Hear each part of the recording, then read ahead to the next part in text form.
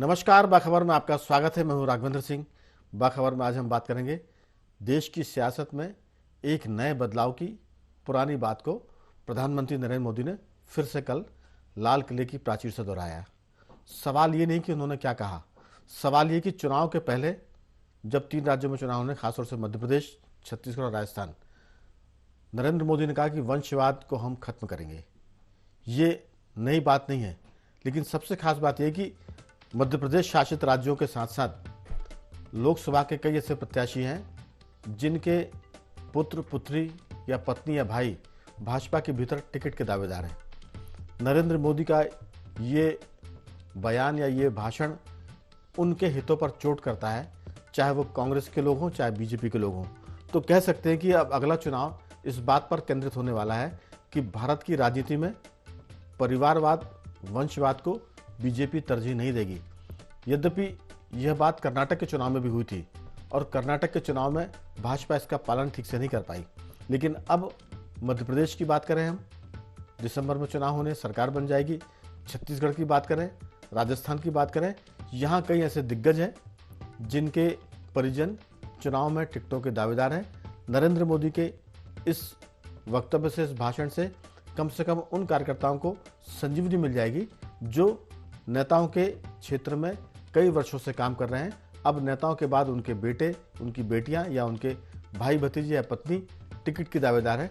उम्मीद की जा रही है भाजपा के भीतर कि शायद नरेंद्र मोदी के इस बयान से भाजपा के कार्यकर्ताओं में नया जोश हो। जनता के भीतर भ्रष्टाचार को लेकर जो उन्होंने बात की है कि भ्रष्टाचार हम खत्म करेंगे, तुष्टीकरण को लेकर बीजेपी की सरकार पहले दिन से काम कर रही है और 370 धारा से लेकर 3 तलाक और राम मंदिर की जो बातें हैं वो उसी के हिस्से में मानी जाती है। इस पर विस्तार से बात करेंगे।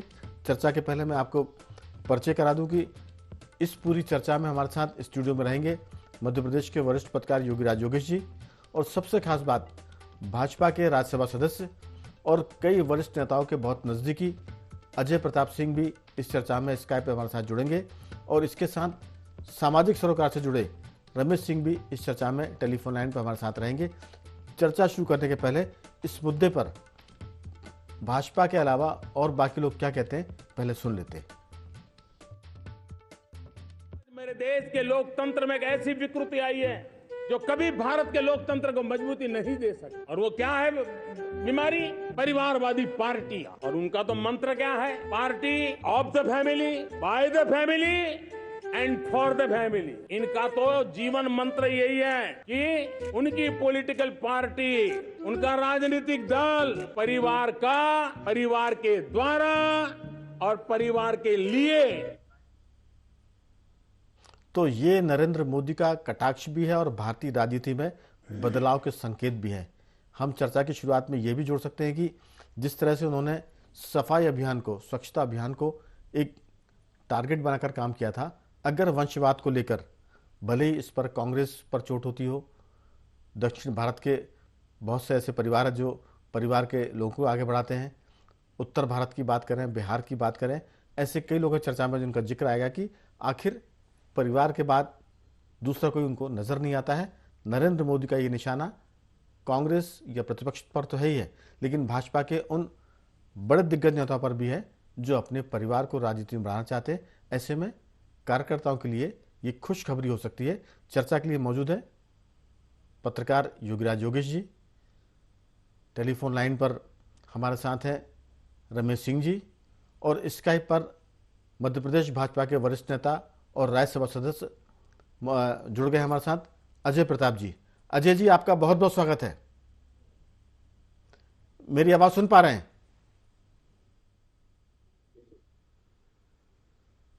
अजय जी, मेरी आवाज सुन पा रहे हैं आप?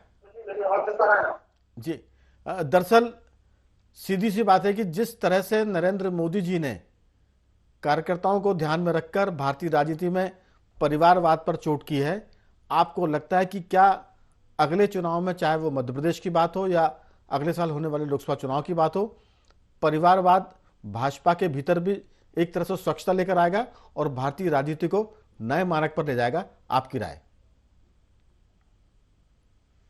बिल्कुल, आपने ठीक कहा है।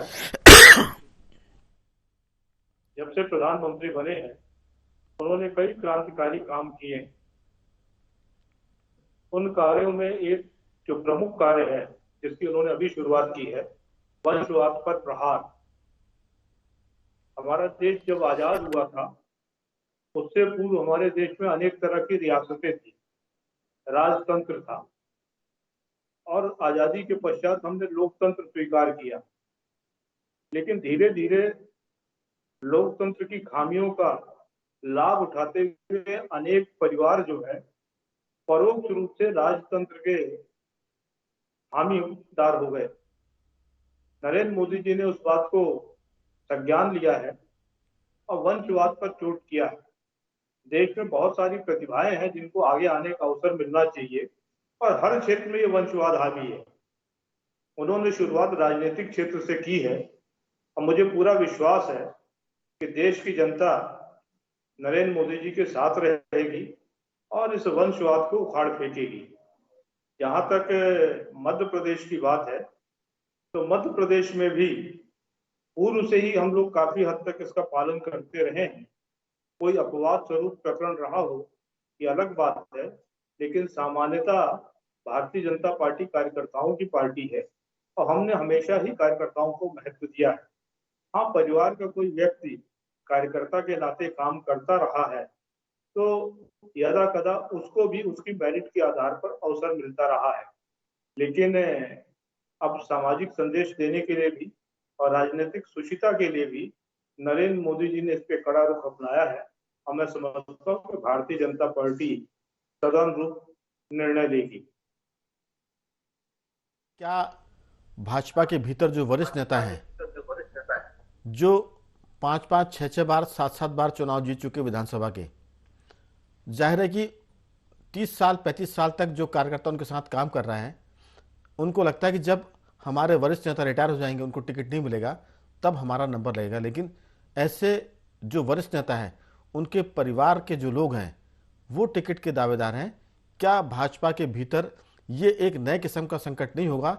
मैं नाम लेना चाहूँगा कि कैलाश विजयवर्गीय जी, नरेंद्र सिंह तोमर जी, शिवराज सिंह चौहान जी, इसके बाद गोपाल भार्गव जी, गौरीशंकर बिसेन जी, ऐसे दर्जनों लीडर होंगे जिनके पुत्र या पुत्रियां या पत्नी या भाई राजनीति में सक्रिय हैं। क्या उनको पहले पार्षद बनना पड़ेगा?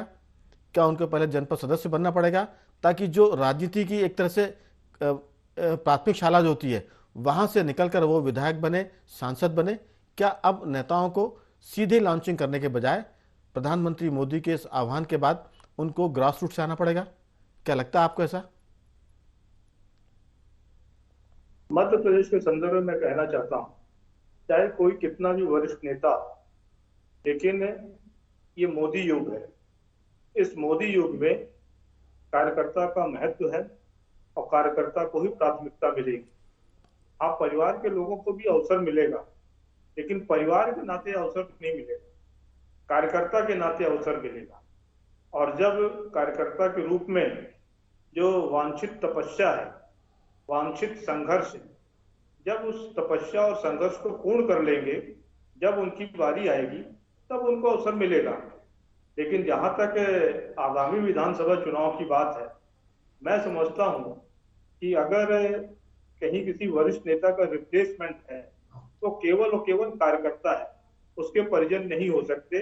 और इसका मोदी जी ने बड़ा स्पष्ट संकेत दिया है, और न केवल संकेत दिया है, विगत समय पर मध्य प्रदेश में अथवा अन्य प्रांतों में जो चुनाव हुए हैं, वहां पर इसका काफी कड़ाई से पालन भी किया गया है। और मैं समझता हूं कि मध्य प्रदेश का कोई अपवाद नहीं है, मध्य प्रदेश में भी कार्यकर्ताओं को ही प्राथमिकता मिलेगी। बिल्कुल, आप जुड़े रहिए हमारे साथ। हम समझते हैं कि मोदी जी का कल का आह्वान मध्य प्रदेश के चुनाव में वो परीक्षा होगी, कसौटी पर कसा जाएगा।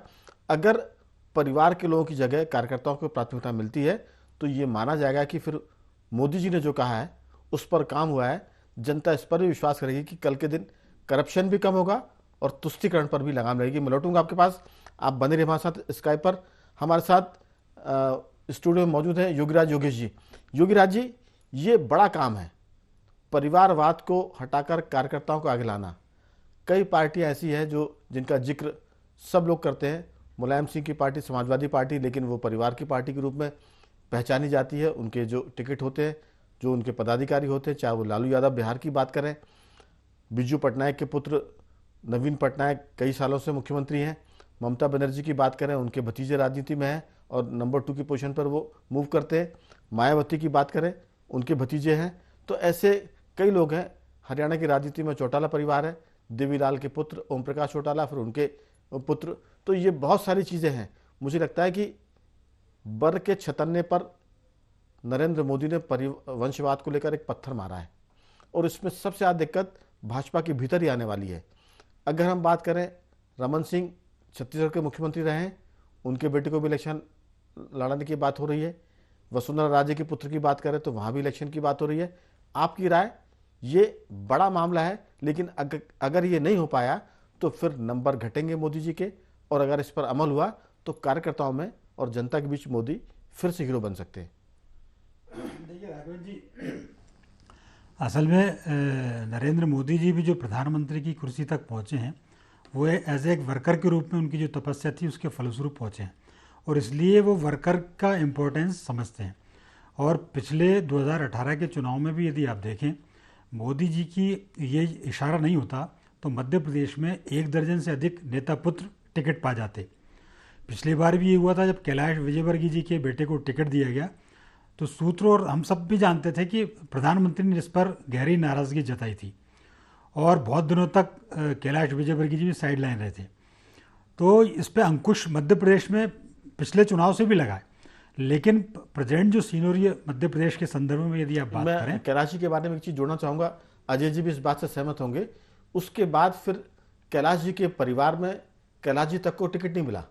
उन्होंने कहा कि अगर आपका बेटा विधायक है तो फिर पिता को टिकट नहीं मिलेगा, चाहे वो राज्यसभा की चर्चा चली हो, चाहे वो लोकसभा इलेक्शन की बात हुई हो, हर जगह से उनको पीछे हटना पड़ा। जी, मैं यही कह रहा हूँ कि उन्होंने उस गाइडलाइन को उन्होंने आगे बढ़ाया और उसका असर मध्य प्रदेश में 2018 में दिखा था।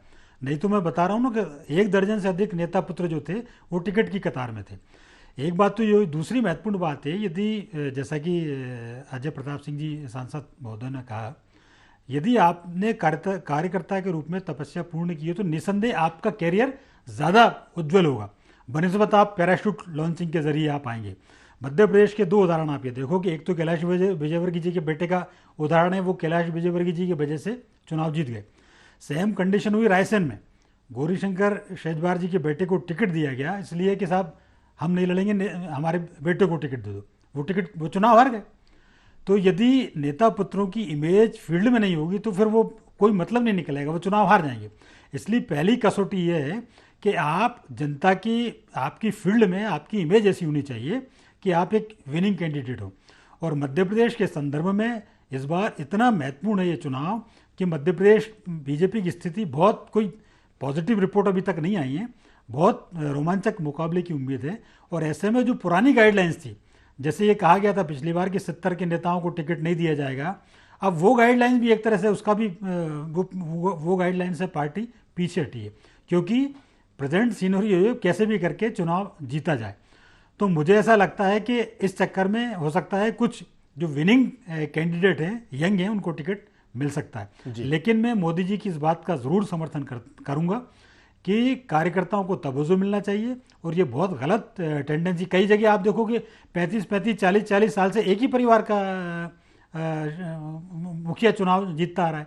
मध्य प्रदेश में ऐसे कई लोग हैं, गौरीशंकर बिसेन 7 बार के विधायक हैं, गौरीशंकर शेजवार 7 बार के विधायक हैं। इधर आप चंबल में चले जाओ 6-6, 5-5, 6-6, 7-7, कई जगह तो 2-2 पीढ़ियां कार्यकर्ताओं की खत्म हो गई और उनको टिकट का या चुनाव लड़ने का मौका ही नहीं मिला। मैं लौटूंगा आपके पास। महत्वपूर्ण मुद्दा है ये, इसलिए भी महत्वपूर्ण है क्योंकि नेता पुत्र होना ही या नेता के परिजन होना ही योग्यता का एक पैमाना बन गया था। हमारे साथ सामाजिक सरोकार से जुड़े रमेश सिंह जी भी टेलीफोन लाइन पर है। रमेश सिंह जी, आपकी राय? मोदी जी ने कल जो कहा है लाल किले की प्राचीर से कि वंशवाद के खिलाफ देश को काम करना पड़ेगा, ये एक तरह से कांग्रेस पर हमला है, लेकिन ये भाजपा के भीतर भी उन नेताओं पर चोट है जो अपने परिवार के, अपने पुत्रों को आगे बढ़ाना चाहते हैं। आपकी राय, मोदी जी तक इसमें कितना सफल होंगे, और सफल हुए तो क्या भारतीय जनता पार्टी की राजनीति में कार्यकर्ताओं में उत्साह का संचार होगा? रमेश जी।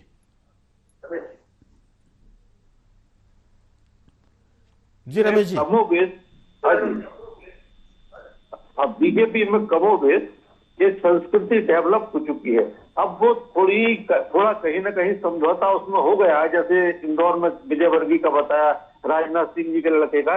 लेकिन मैं आपको एक कार्यकर्ता की मानसिकता को बताता हूँ कि जब एक कार्यकर्ता पूरी जिंदगी एक नेता के पीछे काम करता है और जब नेता रिटायर हो जाता है तो अपने बेटे को लॉन्च करता है, तो कार्यकर्ताओं की हालत दास प्रथा जैसी हो जाती, गुलामों जैसी।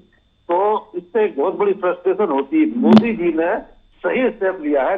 नेताओं को अपने बेटों को स्थानीय स्तर पर राजनीति में लाना चाहिए। वो पंचायत में आए, जनपद में आए, जिला पंचायत में आए और दूसरे स्थानीय प्रशासन के चुनाव में, ताकि उन्हें जमीनी संघर्ष का सामना करना पड़े। जमीनी इस वंशवादी राजनीति में सबसे बड़ा अभाव राघवेंद्र जी ये होता है कि इसमें जमीनी संघर्ष का उस नेता को कोई अनुभव नहीं होता।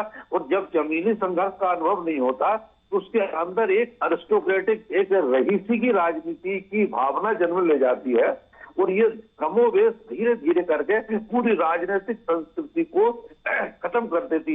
इसमें व्यक्तिगत भावना होती है, व्यक्तिगत केंद्रित भावना होती है, इसमें दरबारी संस्कृति और चापलूसी संस्कृति हावी हो जाती है और जो आम आदमी और आम कार्यकर्ता है उसकी भावनाओं को प्रतिबिंबित होने का मौका नहीं मिलता। तो इसके बहुत सारे दूरगामी परिणाम देश को भी भुगतने पड़ते हैं, पार्टी को भी भुगतने पड़ते हैं और समाज को भी भुगतने पड़ते हैं। तो मोदी जी का ये जो अभियान है वंशवाद को खत्म करने का, ये एक तीर से कई निशानों को लगा रहा। कांग्रेस में भी इसमें चोट की है। जब वंशवाद पे चोट होती ना, मैं आपको बताऊं, इस तरह के कदम जो बड़े उच्च स्तर पर लिए जाते हैं तो इससे पूरे देश के राजनीतिक माहौल में भी बदलाव आता है, आम आदमी के सोच में भी बदलाव आता है। आप देखिए 2014 के बाद से देश के लोगों ने अलग तरीके से सोचना शुरू कर दिया। और ये कैसे होता है कि एक नेता जब उतर के आ जाता है मैदान में तो पूरे देश का सोच बदल देता। अभी तक हम भी 2014 के पहले तक हम भी गुलाम थे ये वंशवादी राजनीति, लेकिन कुछ जब एक नई राजनीतिक संस्कृति देश में लॉन्च हुई, हमने उसको देखा तो अब देश के लोगों के सोचने का तरीका भी बदल गया है। और जब इस तरह की राजनीति का बदलाव आता है तो इसका सत्ता और प्रशासन दोनों में असर पड़ता है और उसका फिर जो धीरे धीरे लाभ डेवलप होते हैं बिल्कुल वो रमेश आम जी, आदमी तक पहुंचे। आप ठीक कह रहे हैं कि इससे बदलाव तो आएगा, लेकिन सबसे बड़ी बात यह कि जहां जहां भाजपा सरकारों में, जिन राज्यों में, खासतौर से मैं अजय प्रताप जी को केंद्र करके बोलना चाहता हूं। अजय जी, आप जो बात कर रहे हैं, आपके कई वरिष्ठ साथी जिनके परिवार के लोग टिकट की कतार में खड़े हैं, नरेंद्र मोदी के बाद जो आप उस बात की तरफदारी कर रहे हैं, एक तरह से मैं कह सकता हूं कि नरेंद्र मोदी ने कार्यकर्ताओं का प्रवक्ता बनकर उन्होंने लाल किले से ये बात की है, आप भी उसी प्रवक्ता के अंदाज में बात कर रहे हैं, तो आपके जो रिश्ते नाते हैं कहीं वो इससे तो प्रभावित नहीं होंगे, क्योंकि सवाल राजनीति में रिश्तों का भी होता है। जो वंशवाद का मामला है वो उस पर काम करना कठिन है। कांग्रेस में तो ये स्वीकार हो गया, ममता जी के यहाँ स्वीकार हो गया है, तृणमूल कांग्रेस में, बसपा में स्वीकार है, समाजवादी पार्टी में स्वीकार हो गया है। अब वहां लोग इसको स्वीकारते हैं, जैसा रमेश जी कह रहे हैं कि गुलामों की स्थिति होती है ऐसे में कार्यकर्ताओं की। आपको लगता है कि जो बात नरेंद्र मोदी जी ने की है और जिस बात को आप मध्य प्रदेश में आगे बढ़ा रहे हैं, कहीं ना कहीं उन नेताओं के ऊपर वो प्रहार है जो अपने बच्चों को विधायक या सांसद बनाने का सपना देख रहे हैं या उस रणनीति पर काम कर रहे हैं? आपकी राय? राघवेंद्र जी, मैं आपको स्मरण दिलाना चाहता हूं कि परिवारवाद का विरोध हमारी विचारधारा का कोई नया विषय नहीं। देश में जब लोकतंत्र आया, प्रथम प्रधानमंत्री पंडित जवाहरलाल नेहरू जी के देहावसान के पश्चात कांग्रेस के एक वर्ग ने परिवारवाद को प्रश्रय देकर लाल बहादुर शास्त्री जी के पश्चात श्रीमती इंदिरा गांधी जी को प्रधानमंत्री बनाया और उसके बाद फिर कांग्रेस में तांता लग गया। प्रधानमंत्री के स्तर पर, मुख्यमंत्रियों के स्तर पर, विधायकों और सांसदों के स्तर पर बड़ी आम बात हो गई।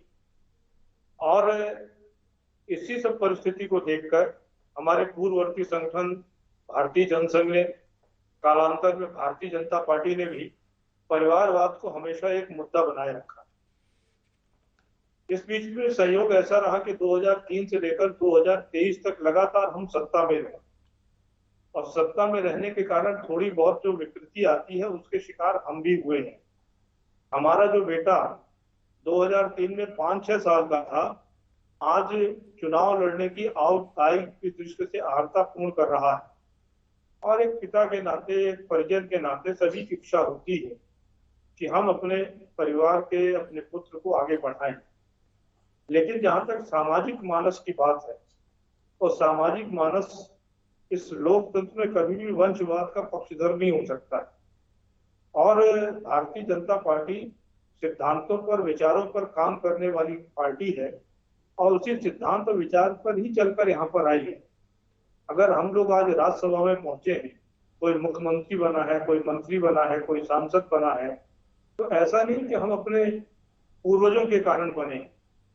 पूर्वजों का आशीर्वाद भर हमारे साथ रहा, बाकी हमारी पार्टी की विचारधारा और सिद्धांत और हम सभी का परिश्रम रहा है जी। और इसलिए हमको ये स्वीकार करने में कोई बहुत दिक्कत नहीं आएगी।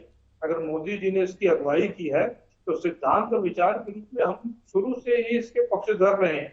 बिल्कुल। लेकिन अजय जी, मन को कड़ा करके, अजय जी 3 महीने बाद चुनाव है। एक गांव की कहावत है कि नाव नाव कितने बाल अभी आ जाएंगे। तो अभी जो कहा है मोदी जी ने, वो दिसंबर नवंबर में तय हो जाएगा कि वो वंशवाद का मामला रुका है, वंशवाद का अशुभ रुक गया है, या वो अभी भी चल रहा है। बिल्कुल आप ठीक कह रहे हैं राघवेंद्र जी कि नाव नाव कितने बाल अभी काट कर गिराए देते हैं, सब नवंबर में पता चल जाएगा। लेकिन आपने ये देखा है कि हमारे प्रधानमंत्री की क्रेडिबिलिटी है।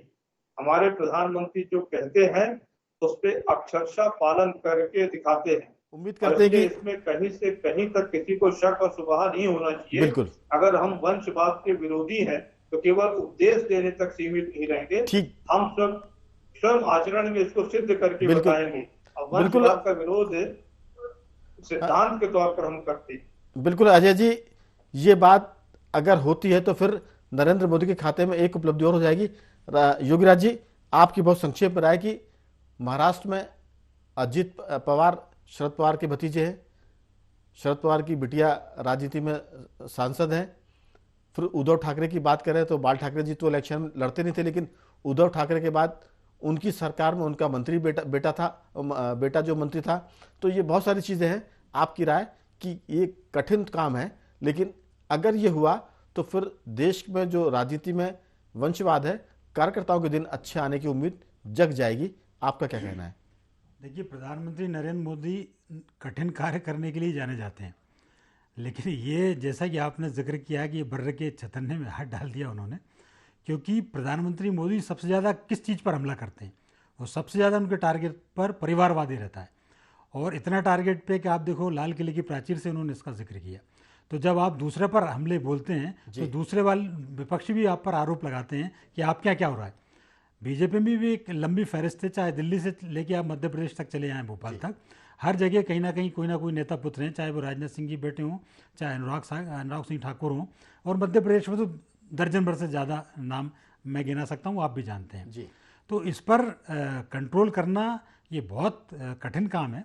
लेकिन ये बात सही है कि जो वाजिब कार्यकर्ता, कई कार्यकर्ता भी ऐसे हैं जो हकदार हैं और जिनकी इमेज भी फील्ड में बहुत अच्छी है, लेकिन वो सिर्फ इसलिए पीछे रह जाते हैं कि वो किसी नेता पुत्र के बेटे नहीं है, सक्षम नहीं है, संपन्न नहीं है। लेकिन नेता का पुत्र होना भी कम से कम अयोग्यता में शामिल ना हो, इस बात का भी पार्टी को ध्यान रखना पड़ेगा कि वो नेता पुत्र इसलिए टिकट कट जाए। अगर काबिलियत है तो आगे बढ़ना चाहिए। मैं रमेश जी से पूछूंगा। रमेश जी, समय की कमी है, आपकी टिप्पणी की नरेंद्र मोदी का ये ख्याल, ये बयान, ये भाषण बहुत जल्दी कसौटी पर आने वाला है और इसके लिए बहुत लंबा वक्त नहीं है। नवंबर में प्रत्याशियों की घोषणा हो जाएगी, दिसंबर में सरकार बन जाएगी। आपकी राय, कितना जीत पाएंगे इस मुद्दे पर नरेंद्र मोदी भाजपा के भीतर ही? राघवेंद्र जी, नरेंद्र मोदी को अंदर ही प्रतिरोध का सामना तो करना पड़ेगा, क्योंकि कमोबेश भारत की जो लोकतांत्रिक राजनीति है उसमें वंशवाद शुरू से हावी रहा और हर पार्टी में रहा है। अब उन्होंने एक नई क्रांतिकारी सोच को आगे बढ़ाया है, तो इस पर प्रतिरोध तो होगा। लेकिन मैं सोचता हूं कि अगर ये किसी धीरे धीरे समझौतों के साथ भी अगर ये प्रक्रिया आगे बढ़ती है तो राघवेंद्र जी बहुत बड़ी उपलब्धि है। एक बार अगर ये बीजेपी में संस्थागत रूप ले लेती है तो हर पार्टी में विद्रोह की स्थिति बनेगी, क्योंकि कार्यकर्ता अभी तक तो इसकी कल्पना भी नहीं कर सकता ऐसा कि ये वंशवाद से बाहर निकल सकते हैं। लेकिन अगर ऐसा होता है तो फिर ये एक क्रांति का रूप लेगा और दूसरी पार्टियों को भी ये संदेश जाएगा, कार्यकर्ताओं को भी, नेताओं को भी, कि बगैर वंशवाद के भी आगे बढ़ सकते हैं। मैं इस पूरे मामले में कई बार हम एक शेर दोहराते हैं, मैं उसको दोबारा दोहरा दूंगा कि ये आग का दरिया और डूब कर जाना है। सीधी सी बात है कि कठिन काम है, लेकिन नरेंद्र मोदी ने अगर ये टास्क लिया है, बीजेपी के भीतर ये लागू होता है, तो फिर भारतीय राजनीति में बड़े बदलाव की तरफ राजनीति की दिशा जाएगी। तो उम्मीद करते हैं कि कार्यकर्ताओं के दिन अच्छे आएंगे और जो काबिल हैं नेताओं के पुत्र, उनको भी उनका हक मिलेगा, लेकिन कम से कम कार्यकर्ताओं की काबिलियत को नजरअंदाज करके नहीं। तो बाखबर में सिर्फ इतना ही। मैं तीनों मेहमानों को धन्यवाद करूंगा। अजय प्रताप जी, आपका बहुत बहुत साधुवाद, आपने चर्चा में हिस्सा लिया। रमेश जी, आपका धन्यवाद, और योगीराज जी, आपका बहुत बहुत धन्यवाद कि आपने इस पूरी बातचीत में हमारे साथ स्टूडियो में शामिल हुए। तो वंशवाद पर चोट आज हमारा मुद्दा था। आने वाले चुनाव में इसकी परीक्षा होगी, कसौटी पर परखा जाएगा, कसा जाएगा। देखते हैं, अगर इस पर कुछ और चीज़ हुई तो दोबारा हम इस मुद्दे पर आपसे बात करेंगे। तब तक बंद रहिए हमारे साथ और देखते रहिए IND24।